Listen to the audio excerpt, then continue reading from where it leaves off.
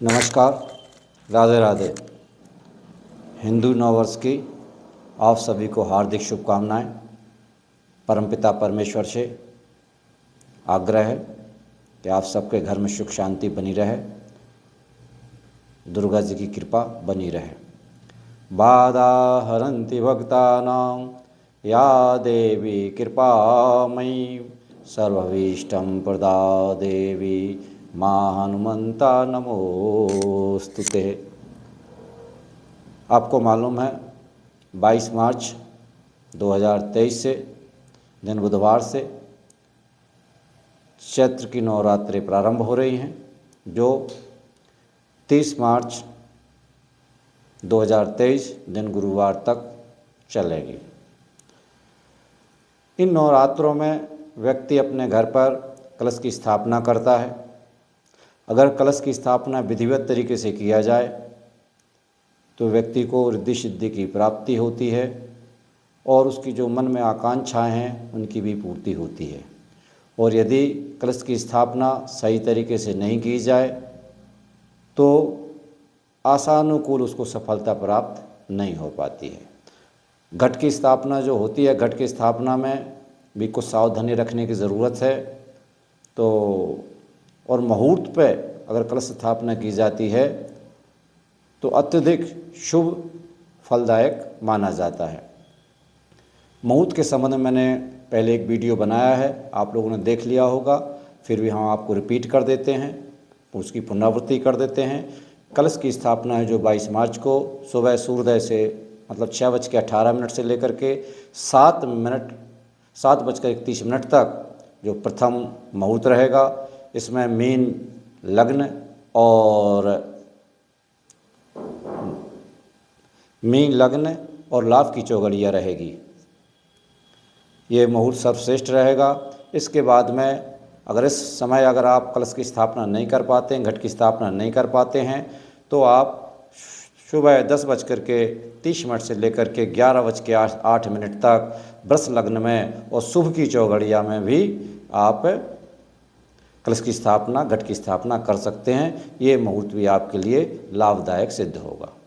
अगर किन्हीं कारणवश इस समय भी आप कलश की स्थापना या घट की स्थापना नहीं कर पा रहे हैं तो तीसरा मुहूर्त आपका सुबह 11:08 से लेकर के 11:59 तक रहेगा। इसमें भी आप शुभ की जो चौघड़िया रहेगी, मिथुन लग्न रहेगा, इसमें भी आप कलश की स्थापना कर सकते हैं। किंतु दोपहर 12 बजे से लेकर के 1:30 बजे तक, क्योंकि बुधवार का दिन है, राहु काल रहेगा, इस समय आपको कलश की या घट की स्थापना नहीं करना चाहिए। वह आपके लिए शुभदायक नहीं रहेगा।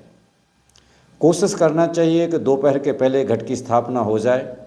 अगर किन्हीं कारणवश नहीं कर पाते हैं तो जो तीसरा आपका मुहूर्त रहेगा उसमें भी आप मुहूर्त दोपहर 3:38 से लेकर के शाम को 5:51 तक भी आप कलश की स्थापना कर सकते हैं। इस समय सह की लग्न रहेगी और चल की चौघड़िया रहेगी।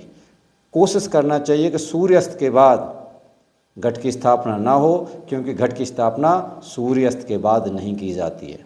इसके बाद दूसरी जो आपको ख्याल रखना है, इसमें नारियल किस दिशा में रखें, कलश किस दिशा में रखें, नारियल कैसे स्थिति में रखें, वो भी आपको उसका ज्ञान भी आपको अति आवश्यक तरीके से होना चाहिए। कलशस्य मुखे विष्णु कंठे रुद्र समासिता मूले त्वस् स्तुतो ब्रह्मा मध्य मात गणा स्मृता। कल कहा गया है कि कलश के जो मुख में है विष्णु का वास होता है, कंठ में रुद्र का वास होता है और मूल जो कलश का नीचे का हिस्सा है उसमें ब्रह्मा जी का वास होता है और मध्य में मातगणा, जो मातगण हैं वो भी निवास करते हैं। कलश में चूँकि वरुणदेव, वेद, तीर्थ, सागर, नदियाँ एवं सभी देवताओं का आवाहन किया जाता है, इसलिए कलश को बहुत महत्वपूर्ण माना गया है और बड़ी सावधानी से इसके वो करना चाहिए। अब इसमें नारियल रखने का जो तरीका है, कुछ लोग नारियल गलत तरीके से रखते हैं, उस संबंध में हम आपको एक जानकारी दे रहे हैं, उस चीज़ को आपको समझना है। आपको ये जो कलश होता है इस तरीके से है और नारियल है, तो कुछ लोग नारियल जो है ऐसा रख देते हैं, कुछ नारियल ऐसा भी रखते हैं और कुछ नारियल जो है इस तरीके से भी रखते हैं। ये 3 स्थितियां नारियल की हैं जो रखते हैं लोग, वो तीनों स्थितियां गलत बताई गई हैं। शास्त्र में कहा गया है अधो मुखम शत्रु विवर्धनाय, ऊर्ध्वस्य वस्त्रम बहुरोग वृद्धि, प्राची मुखम वित्त विनाशनाय, तस्मात् शुभम सम्मुखम नारिकेलम। अर्थात इसका मतलब है कि अधोमुखम, नारियल जो है, नारियल का जो मुख है, अगर ऐसे यहाँ मुख होता है जहाँ जटा ज़्यादा लगे होते हैं उस तरफ नारियल का मुख होता है। मैं आपको दूसरे नारियल के माध्यम से अभी बता रहा हूँ। अगर अधोमुखम, जो इस नारियल के जो मुख है, अगर उसको हम इस तरीके से नीचे रखते, इस तरीके का नारियल रखते हैं ये, तो हमारे घर में हम घट स्थापना कर रहे हैं सुख सिद्धि के लिए, लेकिन शत्रु की वृद्धि होगी, उससे आपको नुकसान हो जाएगा। इसलिए इस चीज़ का आपको ध्यान रखना है कि नारियल का मुख जो है इस तरीके से नहीं होना चाहिए। दूसरा, ऊपर, अगर ऊपर की ओर हम मुख करते हैं, इस तरीके से रख देते हैं कुछ लोग, इस तरीके से अगर हम रखते हैं तो इसमें हमारे परिवार में हमारे सदस्यों को, परिवार के जो सदस्य हैं उनके लिए विभिन्न रोगों की प्राप्ति होती है, विभिन्न रोगों की वृद्धि हो जाती है और घर में रोग आ जाता है। हम घट की स्थापना करते हैं सुख शांति के लिए, लेकिन हमारे घर में अशांति आ जाती है, रोग की वृद्धि हो जाती है अगर इस तरीके का घट में नारियल रखा जाता है तो। तीसरी बात, प्राची मुखम वित्त विनाशनाय, अगर जो नारियल है उसका मुख पूरब की दिशा की ओर करते हैं, मतलब इस तरीक़ा से ये मुख है, अगर ये जो मुख है पूर्व दिशा की ओर होता है तो धन का नाश होता है। अब धन का नाश कई कारणों से हो सकता है, बीमारी में हो सकता है, चोरी हो सकती है, अन्य नुकसान हो सकता है, धन का नुकसान होता है। तो ये तीनों स्थितियों को ध्यान में रखते हुए इस चीज़ का ध्यान रखना चाहिए कि नारियल सही दिशा में रखा जाए। तो अब स्थिति क्या आती है कि नारियल रखा कहाँ जाए, तस्मात् शुभम सम्मुखम नारिकेलम। तो जो ये इसका मुख होता है वो जजमान के सामने की ओर होना चाहिए। उदाहरण के तौर पर अगर हम पूजा कर रहे हैं तो इसका मुँह हमारी की ओर ऐसे रहेगा, इस स्थिति से नारियल को रखा जाएगा, ये ध्यान रखना। इसके ऊपर फिर वस्त्र वगैरह रख देते हैं। कुछ लोग अनुष्ठान में ऐसा नारियल रखते हैं, तो मैं किसी की आलोचना तो नहीं करता हूँ, लेकिन इस तरीके के नारियल रखने से नुकसान होता है, मैंने आपको बता दिया। तो नारियल पर हमेशा आपको नारियल की जो आँखें हैं, जो मुँह है, वो जो पूजा करता है उसकी ओर इस तरीके से होना चाहिए। इस चीज़ का आपको ध्यान रखना है। अब चूँकि आँखें जो हैं, आँखें मैंने बताई ये आँखें होती हैं, इसकी जहाँ जटा होते हैं ये आँखें होती हैं, इस चीज़ का ध्यान रखना है, इसका मुख कहा जाता है।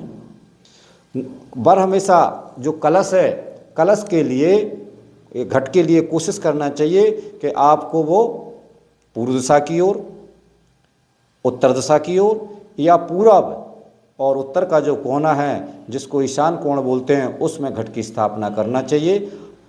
तो उससे आपको अत्यधिक लाभ की प्राप्ति होगी।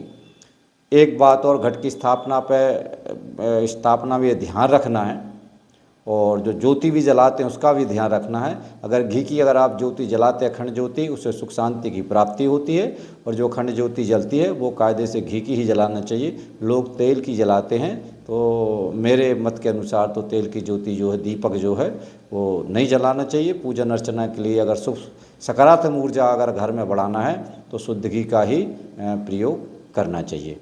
अगर इस तरीके से आप घट की स्थापना करते हैं, शुभ मुहूर्त में करते हैं, सावधानियां रखते हैं, तो निश्चित रूप से जगत जननी की कृपा आपके ऊपर बनी रहेगी, आपके परिवार के ऊपर बनी रहेगी।